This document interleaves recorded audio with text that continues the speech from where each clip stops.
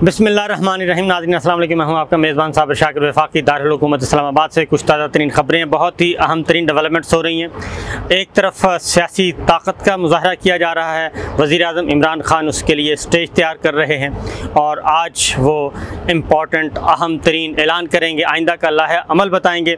लेकिन उनकी तवक्को से बढ़कर लोग जो हैं वो इस वक्त इस्लामाबाद की तरफ रवां दवा हैं और इस बड़े इजलास से वो क्या करेंगे, बड़े जलसे से वो क्या करेंगे, ये तो मैं आपको ज़रा ठहर के बताता हूँ। लेकिन पहले इस वक्त जो टीवी स्क्रीन पे बहुत सारी चीज़ें नज़र नहीं आ रही, पहले वो ज़रा सुन लें। इत्तेहादी जमातों के साथ मुज़ाकरात चल रहे हैं और काफ लीग ने जो एक कहा था अपनी ऑफ़र्स, उन्होंने कहा था कि ये आ चुकी है और हुकूमत की तरफ से उनको इंतज़ार था।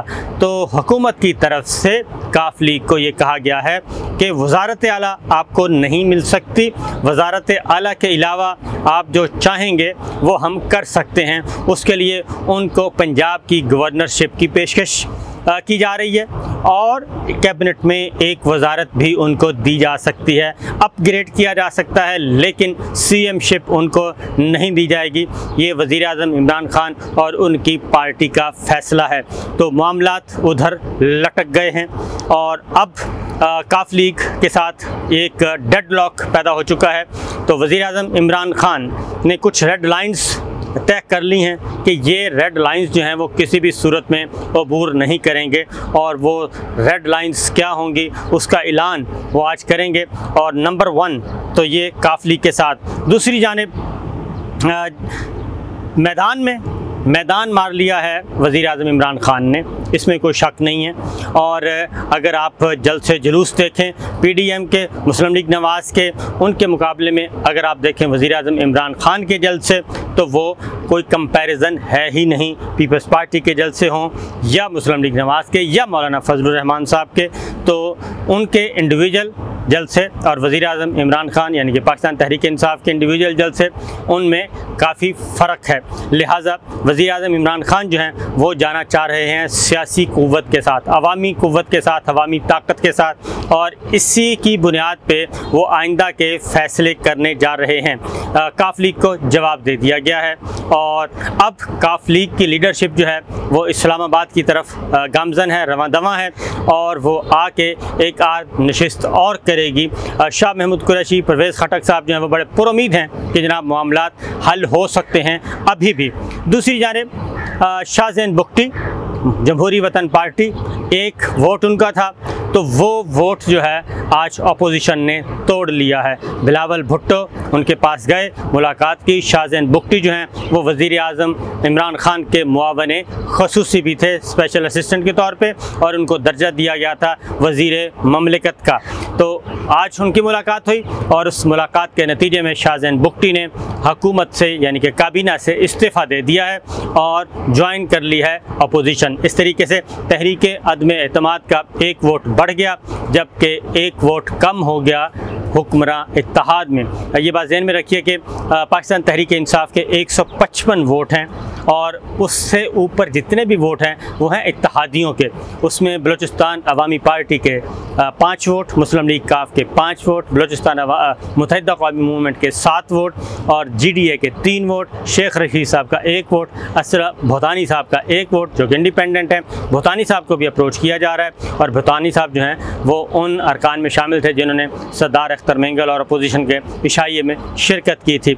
इस तरीके से पाकिस्तान तहरीक इंसाफ के 155 वोट बरकरार भी रहते हैं और अगर बलूचिस्तान अवामी पार्टी, काफ लीग और मुत्तहिदा और GDA और मुत्तहिदा कौमी मूवमेंट, GDA अभी तक गवर्नमेंट के साथ खड़ी है, 3 वोट जो हैं वो गवर्नमेंट के साथ हैं। फहमीदा मिर्ज़ा, डॉक्टर फहमीदा मिर्ज़ा बदस्तूर वो कहते हैं हम उनके साथ हैं। इसलिए अब जो इन्हिसार हो रहा है वो बलूचिस्तान अवामी पार्टी, पाकिस्तान मुस्लिम लीग काफ और बलूचिस्तान अवामी पार्टी, मुत्तहिदा कौमी मूवमेंट और काफ लीग पे हो रहा है। उनके 17 वोट्स हैं, शाहज़ैन बुख्ती का 1 वोट मज़ीद गिर गया है। तो ये सिचुएशन इस वक्त चल रही है।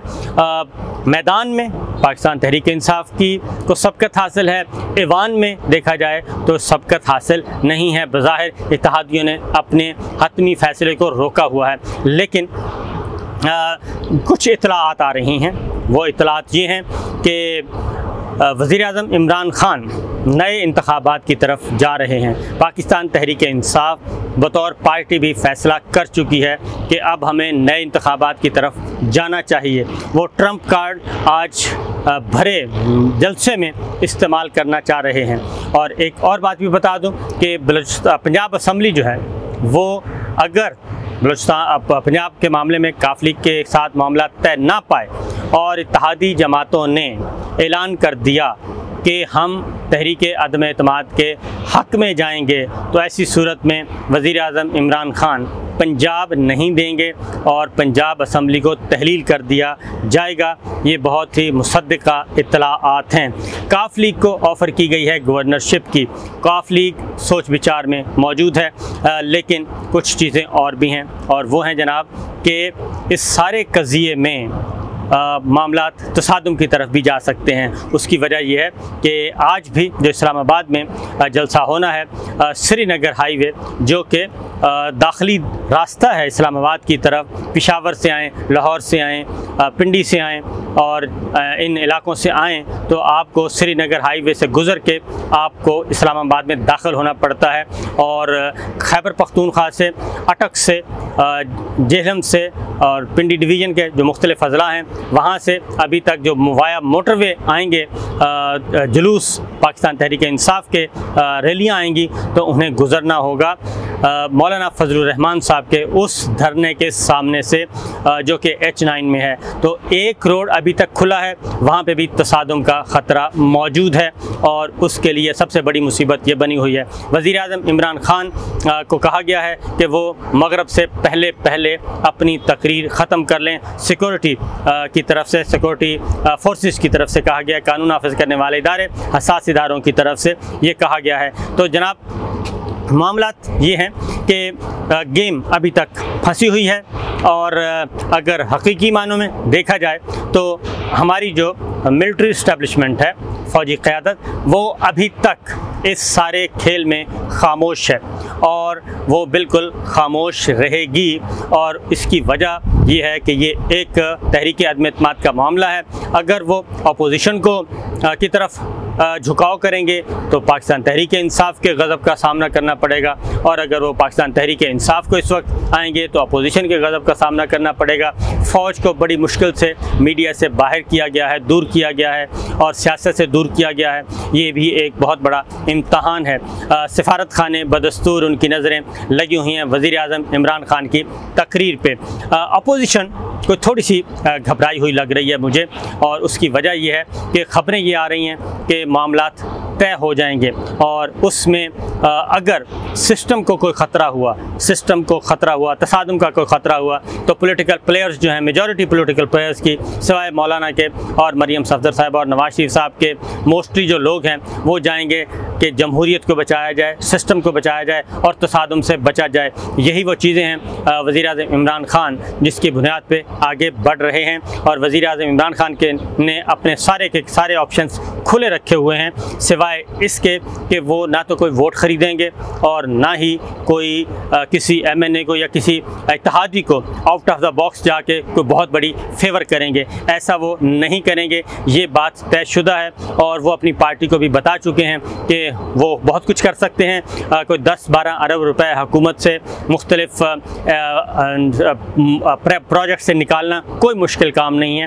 वो तरक्याती बजट दे के भी अरबों रुपए का बजट दे सकते हैं, तरक्याती स्कीमें दे सकते हैं, लेकिन फिल वक्त वो कहते हैं बिल्कुल ऐसा नहीं होगा। तो मामला जो कि मुख्तलिफ वाइब्स आ रही हैं, एक ये है कि वज़ीर-ए-आज़म इमरान खान आखिरी वक्त तक उनके पास टाइम होगा और अभी एक दिन और है, कल तक सूरत हाल काफ़ी हद तक क्लियर हो जाएगी।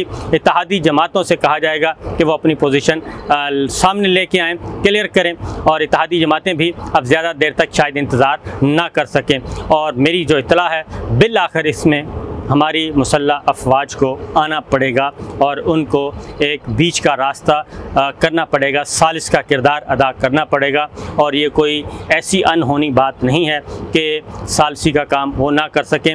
नवाज शरीफ साहब ने जनरल राहील शरीफ साहब से ये काम लिया था, चीफ़ ऑफ आर्मी स्टाफ थे उस वक्त, तो उन्होंने ये काम लिया और राहील शरीफ साहब ने वज़ीर आज़म उस वक्त के अपोजिशन के रहनुमा जो हैं इमरान खान और ताहिरुल क़ादरी साहब से बातचीत की और वज़ीर आज़म नवाज शरीफ के कहने पर की थी। उससे पहले जनरल वहीद काकड़ का रोल भी हमारे सामने है, जनरल अशफाक परवेज़ क़यानी ने भी रोल अदा किया था जब इफ्तिखार चौधरी साहब की बहाली का मामला था और गुजरांवाला जलसा आ चुका था, लॉन्ग मार्च आ चुका था। तो इसलिए अल्टीमेट जो है वो मामला जाएगा हमारी मुसल्लह अफवाज की तरफ, army chief general Kamarjit Bajwa साहब की तरफ। और मैं पूरे वसूख से कह रहा हूँ कि वो सूरत हाल पे नज़र रखे हुए हैं।